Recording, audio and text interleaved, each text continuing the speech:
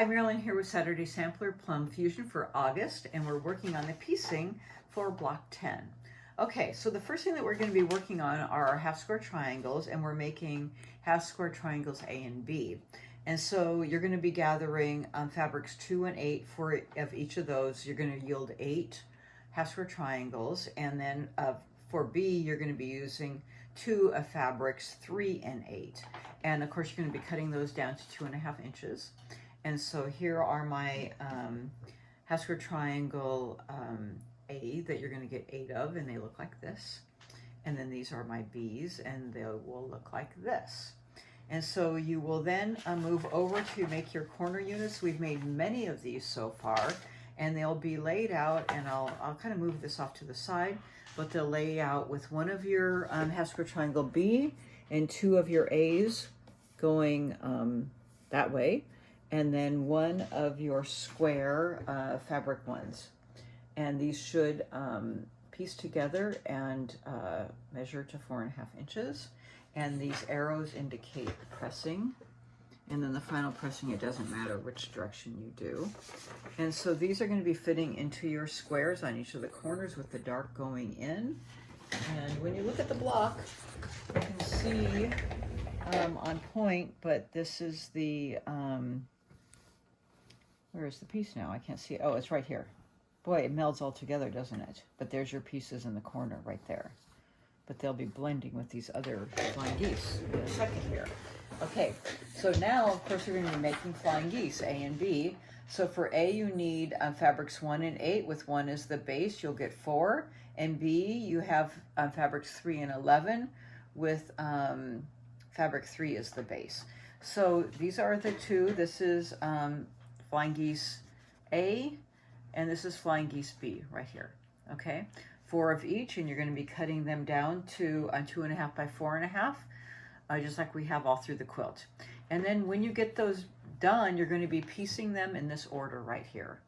Okay, so I pieced from the back so I can see that intersection. I folded it like this, pieced them together, and then I pressed it to the dark.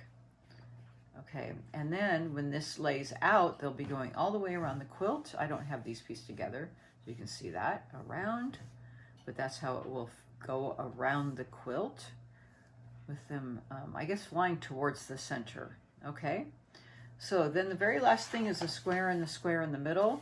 So this one isn't fussy cut, but it's your fabric 12, 3 1/8 in the center. And I'm just going to pull these out so you can see this pull apart. And we've made these a couple times now where you're going to fold it so you get the center point here in your square and your triangles. Piece those together and press towards the triangle.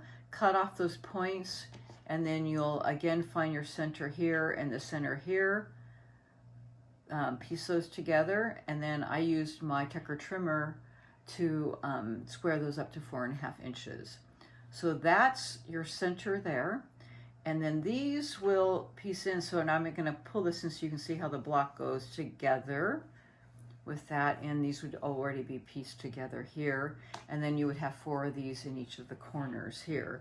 And if you see that in your picture, you can see that developing in each of those corners. Now, what do you have to look for when you're piecing? A couple areas.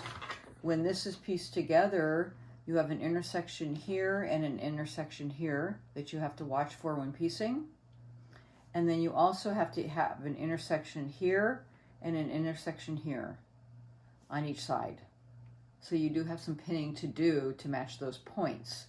And if you get that right, then those meld together. If I guess I kind of would have to fold that over, but those would meld together and one nice piece, because when you see that and all those points match, it looks like one continuous piece around. It's hard to see that corner unit because they just all blend together and move throughout that block very nicely. So pinning really makes a difference in this block. So take your time, go slowly and pin and get those points. You can see those points there, but make sure that they match in all those intersections, and it will really make a difference for your block. Okay, so that's block 10, and then we'll move on to block 19, where we have 4 blocks to piece. So I'll see you there.